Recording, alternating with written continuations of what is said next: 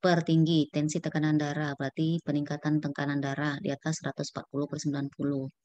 Ya, menurut GNC7 ada beberapa klasifikasi, dia terutama kalau di atas 140/90 ya disebut hipertensi.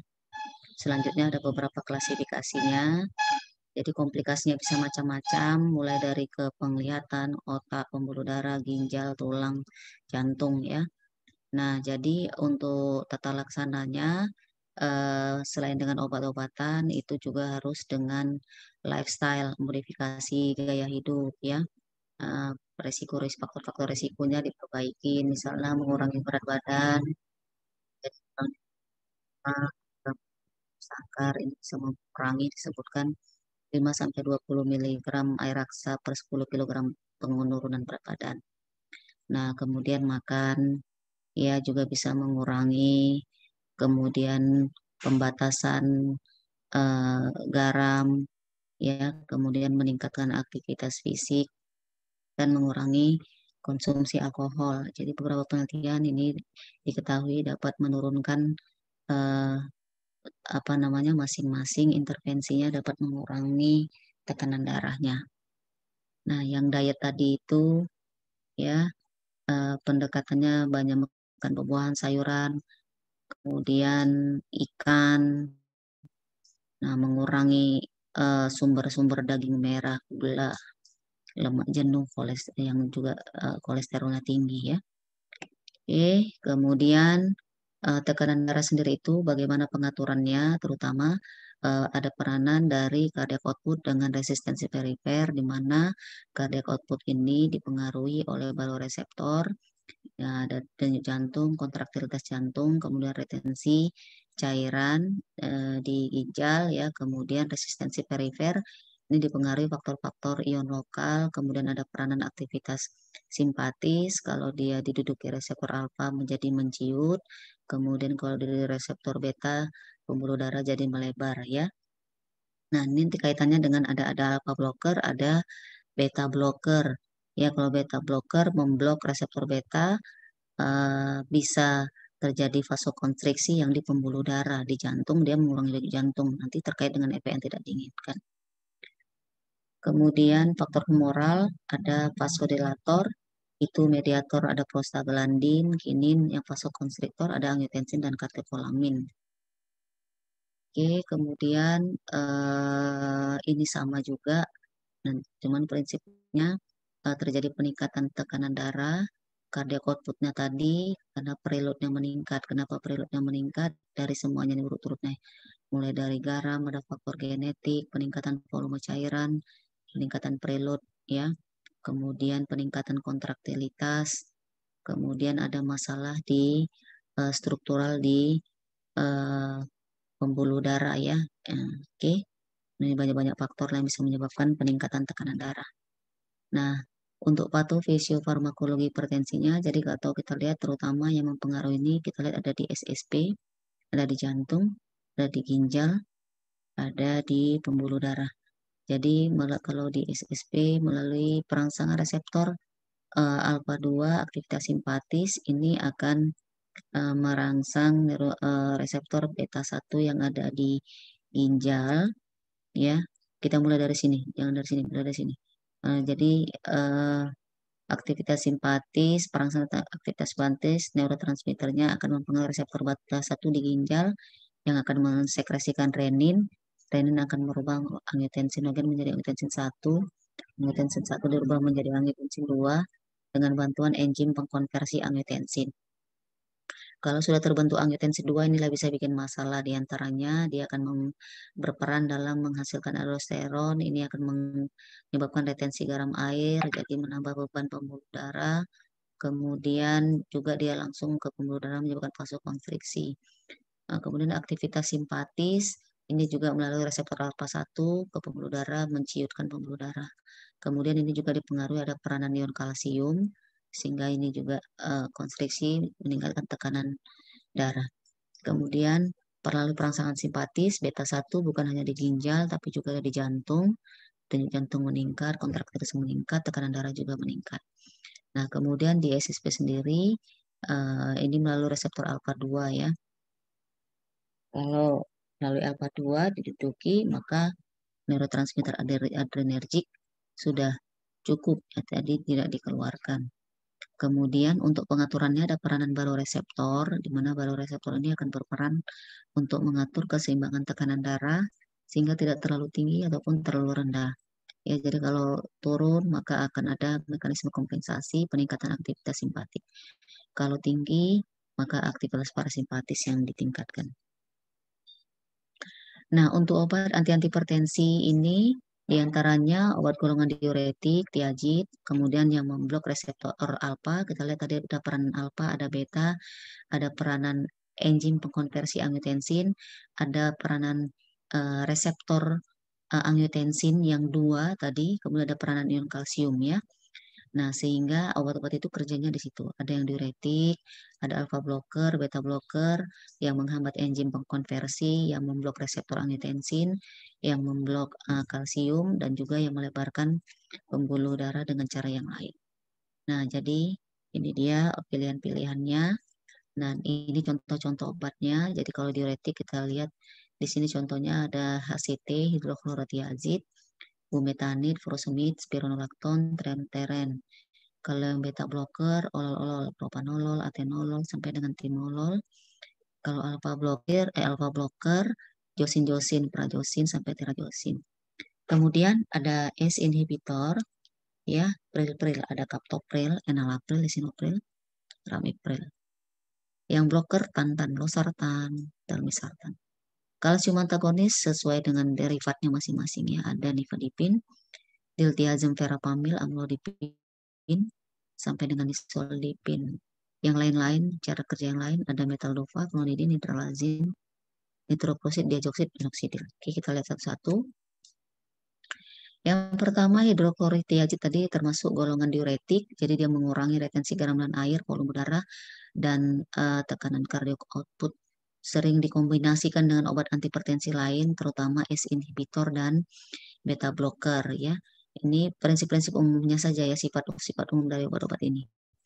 Jadi karena dia mengurangi retensi garam dan air, artinya dikeluarkan, bisa mengganggu keseimbangan elektrolit. Kadar kalium dan magnesium bisa turun. Hati-hati pada penderita asam urat karena terkait dengan peran-peran pertukaran elektrolit ini bisa meningkatkan kadar asam urat, bisa meningkatkan kadar glukosa dalam darah. Nah, jadi dihindari penggunaan kalau pasiennya ada riwayat diabetes. Selain itu juga ada mempengaruhi hiperlipidemia. Nah, jadi kalau dibandingkan diuretik sebagai antihipertensi, tiazid dan diuretiknya seperti tiazid ini potensinya yang paling kuat ya hidroklorithiazid. Jadi pilihan pada lansia adalah HCT juga. Nah, kalau aldosteron antagonis contoh obatnya spironolakton ya. Nah, kemudian yang diuretik yang menahan kalium, amilorid, tremteren. Ini loop diuretik, furosemid, bumetanid.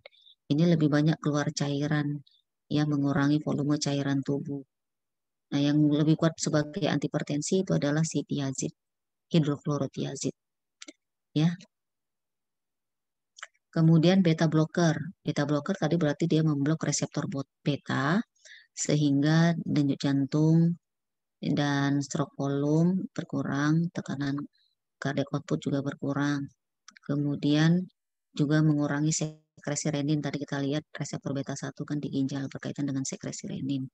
Ya, kemudian angiotensin 2 jadi nggak terbentuk, aldosteron nggak terbentuk, juga volume darah jadi berkurang. Nah, jadi prototipenya untuk beta blocker adalah propanolol. Ini ada variasi genetik, efeknya lebih efektif pada kulit putih dan dewasa muda. Nah, kemudian diketahui propranolol metoprolol ini mengalami lintas pertama di hati sehingga konsentrasi obat atau bioavailabilitasnya dipengaruhi ya jumlahnya. Nah, hati-hati pada pengguna pada pasien hipertensi dengan ada penyakit yang bersamaan atau riwayat penyakitnya diantaranya asma, kemudian penyakit paru obstruktif manahun, karena ini sudah bermasalah parunya, terutama kalau yang eh, jenis beta blocker yang non selektif, di mana dia nanti akan memblok beta 1 juga beta 2 yang ada di paru yang kita ketahui kalau dirangsang oleh agonisnya dia melebar. Jadi kalau diblok tentu akan bermasalah ya saluran nafasnya. Nah, kemudian kalau memang sudah ada bradikardi karena dia mengurangi denyut jantung, bradikardi, makin bradikardi. Ada masalah gangguan seksual, ini terkait dengan sifatnya yang dipilih bisa melewati sawar darah otak, jadi bisa mempengaruhi SSP, salah satunya juga mempengaruhi masalah libido seksual ya. Jadi kalau udah masalah makin bermasalah. Nah, kemudian jenis-jenis beta blocker, tadi udah sebut ada non-selektif, ada selektif. Ada juga yang ditambah dengan memblok reseptor alfa ya. Nah, jadi dia makin kuat efeknya.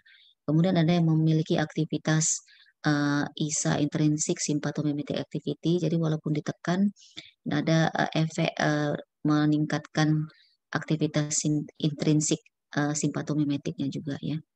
Nah, ini dia. Ada pinolol, oksepronolol, yang selektif acebutolol.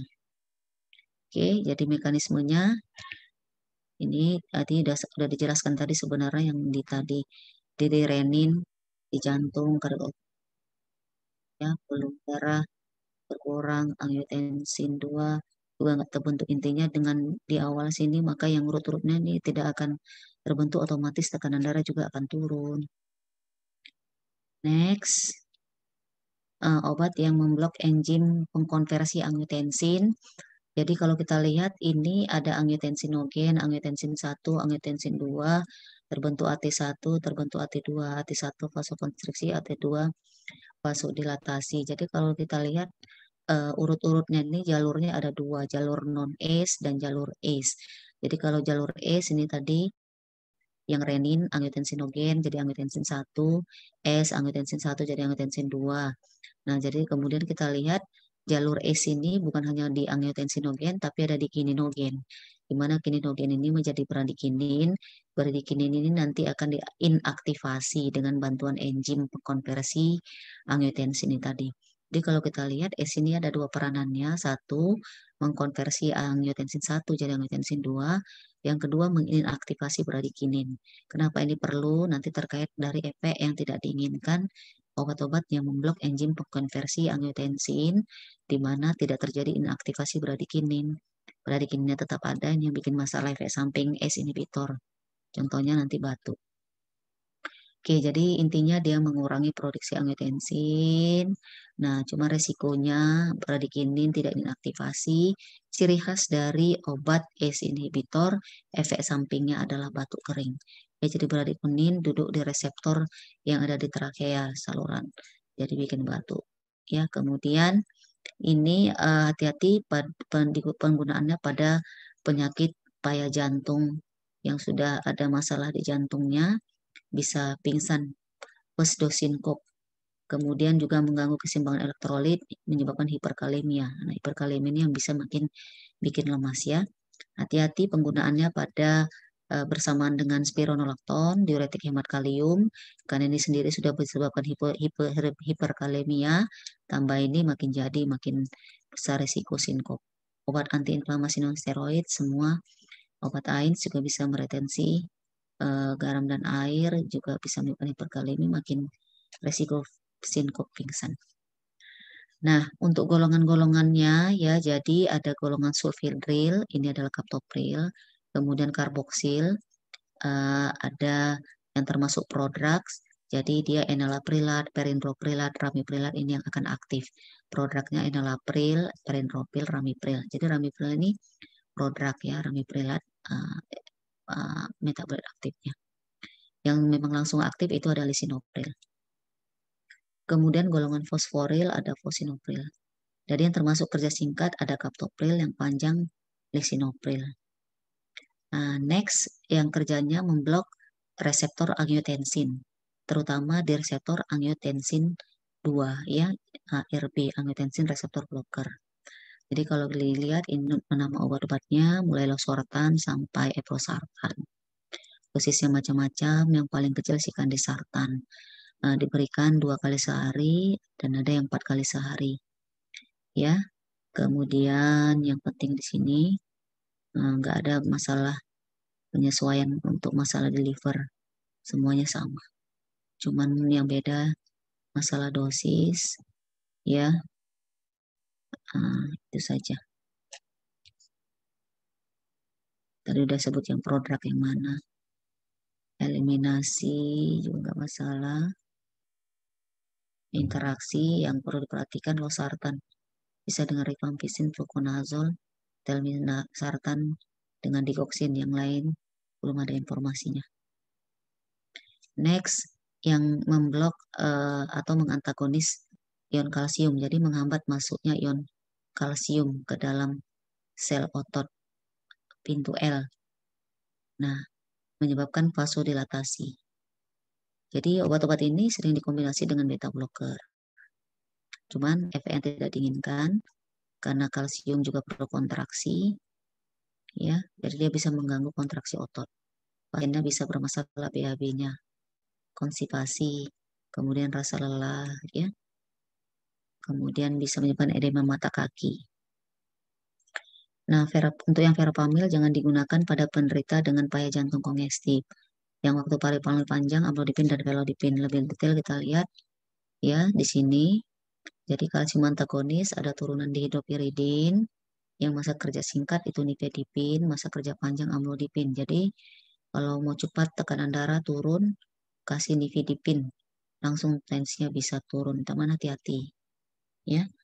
Nah, kemudian yang turunan benzodiazepin, contohnya diltiazem, turunan dipenilatilamin, contohnya verapamil. Nah, apa yang membedakan ini, ketiga turunan ini? Kita lihat bagaimana kekuatan atau aktivitasnya di pembuluh darah dan juga di jantung. Jadi kalau kita lihat ini efek vasodilatasi, ada 5, 3, 4, berarti semakin besar angkanya, maka efek vasodilatasinya berarti semakin besar. Penekanannya di jantung, kontraktilitas, automatisitas, konduktivitasnya, ini sama prinsipnya, kalau angkanya makin besar berarti makin kuat. Nah, kita lihat di sini antara ketiga turunan ini, contohnya nifedipin, diltiazem, verapamil, efek vasodilatasinya mana yang paling besar, kita lihat di sini. Yang mana?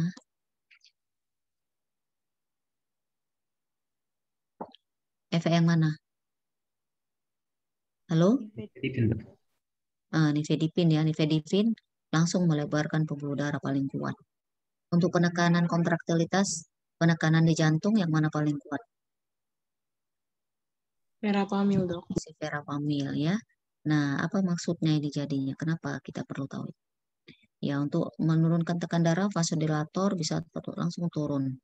Tapi dia kemampuan untuk penekanan jantungnya kurang ya.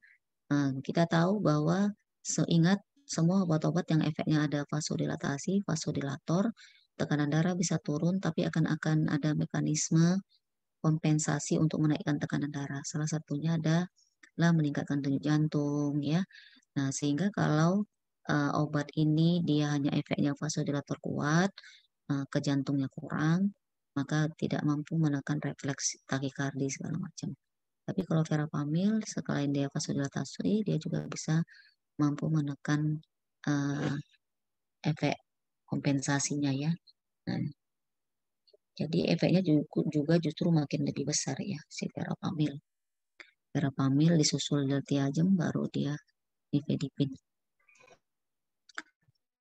Nah, jadi kita lihat di sini ya, untuk secara umum kalsium channel blocker ini dia mengalami lintas pertama dan ikatan protein plasmanya tinggi. Semua di atas 90, diltiazem yang 80. Jadi hati-hati penggunaan obat-obat yang lain yang uh, ikatan rendah. Kalau per oral itu velodipin. Waktu paru yang paling lama itu si amlodipin, masa kerjanya panjang ya, cepat ya. Nah, verapamil 6 jam, mulai kerja dalam 1,5 menit. Kalau dia IV, ini untuk dalam keadaan gawat yang perlu diturunkan ya, tapi ada cara-caranya ya, supaya tensi tidak terlalu turun. Kemudian Ini sama udah tadi terangkat tadi verapamil, diltiazem, nifedipin paling kuat. Ini udah tadi. Ini juga sama ya, selektivitas terhadap jantung dan pembuluh darah prinsipnya sama tadi. Yang verapamil, diltiazem ini ada di sini, sedangkan dihidropiridin terutama di pembuluh darah. Next, alpha blocker. Jadi dia memblok reseptor alpha, berkompetisi dengan neurotransmitter adrenergic pada reseptor alpha 1. Menurunkan resistensi pembuluh darah perifer. Bisa terjadi refleks takikardi. Pada pemberian pertama, hati-hati pada pasien-pasien yang memiliki resiko terjadinya angina. Ya, ada masalah. Kemudian sering dikombinasikan dengan beta blocker. Kenapa? Karena ini tadi dia vasodilator, bisa terjadi refleks takikardi, jadi dia bisa menahan refleks takikardi. Nah, bisa mengganggu kontraksi otot polos, bisa hipotensi postural, jadi tensi pasiennya bisa pingsan kalau terjadi perubahan posisi mendadak. Nah, bisa pingsan. Nah, maka sebenarnya pokoknya semua obat antihipertensi atau obat vasodilator, begitu mengkonsumsi pasien juga jangan terjadi perubahan posisi secara mendadak ya. Nah, perubahan posisi secara mendadak kalau tidak sanggup bisa, bisa pingsan. Nilai plus bila digunakan pada penderita BPH ya, karena ini juga bagi obat prostat ya. Jadi alpha blocker ini selain obat hipertensi juga obat prostat. Kemudian alpha 2 agonis. Jadi semua umumnya bloker-bloker hipertensi kecuali yang di reseptor alpha 2. Dia di presinap, efeknya walaupun agonis tapi simpatolitik sentral. Jadi kalau dia duduk, contoh obatnya adalah klonidin. Contoh obatnya adalah klonidin, jadi dengan dia menduduki di presinap, maka dia akan menghambat pelepasan neurotransmitter simpatis adrenergic dari ujung saraf. Jadi daya duduk reseptornya tidak ada terjadi stimulasi aktivitas simpatis. Ya, sering dikombinasikan dengan diuretik. Efek yang tidak diinginkan bisa sedasi, mulut hidung, mukosa hidung jadi kering. Hati-hati dengan rebound fenomena. Rebound fenomena. Jadi kalau dia dihentikan, maka neurotransmitter adrenergic yang ditahan tadi akan berhamburan. Jadi akan terjadi aktif sympathetic discharge ya. Nah, tensinya bisa makin naik lagi. Nah, kemudian alpha metil dopa. Alpha metil dopa ini dia menyerupai dopa tapi tidak real dopa. Sehingga tidak dihasilkan real neurotransmitter adrenergic, maka tensi nggak naik. Ini adalah obat pilihan pada ibu hamil. Obat-obat antihipertensi umumnya semua kontraindikasi pada ibu hamil ya. Pilihannya adalah alpha metil dopa. Oke. Nah, ini reseptor yang untuk alpha 2 tadi. Nah, next yang melebarkan pembuluh darah yang lain itu ada vasodilator yang lain. Contoh obatnya ada hidralazin, minoxidil, vasodilatasi langsung. Semua refleks takikardi juga. Nah, maka untuk menghindari ini dengan beta blocker untuk mengatasi refleks takikardi. Selain itu ada sodium nitroprusid, diazoxid, labetalol. Labetalol. Oke, jadi ini beberapa vasodilator perifer yang disebut tadi ya. Jadi ada alpha blocker, angiotensin receptor blocker, calcium channel blocker. Nah, kalau hidralazin, nitroprosid, nitrogliserin, salah satu caranya kemungkinan berkaitan dengan nitrooksid. Nah, nitrogliserin bisa menurunkan tekanan darah juga ya, nitrik oksid. Jadi dia terutama tapi dalam hal mengatasi supply dan demand oksigen ke otot jantung. Kemudian yang membuka kanal kalium ini di arteriol, contohnya minoxidil, hidralazil, apa yang tidak diinginkan, refleks takikardi terutama. Kemudian juga hidralazin. Ini jadi catatan bisa menyebabkan toleransi. Makin lama dosisnya harus dinaikkan untuk dapat efeknya. Juga dapat resiko takipilaksis, idiosinkrasi. Jadi cepat efeknya. Ya. Nah, juga bisa menyebabkan penyakit autoimun, drug induced lupus syndrome yang tidak diinginkan. Nah, kemudian obat-obat antihipertensi ini ada pengaruh genetik ya. Nah, jadi disebutkan orang Afrika Amerika di atas 60 tahun responnya lebih baik dengan obat-obat tunggal, dengan diuretik atau kalsium channel blocker. Kemudian responnya kurang baik kalau diberikan beta blocker, ACE inhibitor, dan angiotensin reseptor blocker. Ya, kemudian eh, resiko efek yang tidak diinginkan berupa angioedema pada orang-orang yang menggunakan ACE inhibitor ini 2-4 kali lipat lebih sering dijumpai pada ras Afrikan, orang-orang Afrikan Amerika ya. Nah, jadi ada faktor ras-ras tertentu genetik terkait dengan respon obat antihipertensi. Oke, kemudian bisa terjadi resistensi hipertensi. Penyebabnya pengukuran tekanan darah yang tidak sesuai, berlebihan garam, jadi makanya harus disesuaikan dengan diet ya. Kemudian obatnya yang nggak pas, penggunaan diuretik, dosisnya nggak pas, atau terjadi interaksi dengan obat-obat yang lain. Nah, jadi obat-obat yang bisa mengurangi atau mengganggu eh, khasiat dari obat-obat antihipertensi, ada AINS, obat-obat yang ilisit, ini obat-obat narkotika, obat yang dilarang ya, obat-obat simpatomimetik, eh, ya obat-obat kontrasepsi oral juga bisa ya mempengaruhi kerja dari obat antihipertensi, obat-obat OTC, kemudian herbal. Nah, nanti tinggal dilihat kalau apa-apa herbal ini terutama yang kalau memang prinsipnya sama. Ini AIN misalnya karena apa? Karena meretensi garam dan air. Ya, simpatomimetik sudah jelas karena dia bisa meningkatkan simpatis. Kemudian juga kalau masih tetap nggak bisa jaga asupan alkohol ya. Nah, ya jadi ini dia pilihannya. Kemudian kombinasinya garis lurus bisa kombinasi.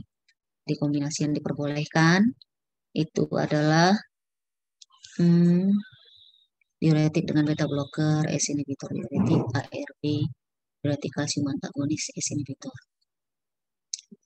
Oke, nah, demikian kuliah tentang obat-obat antihipertensi. Jadi ini kerja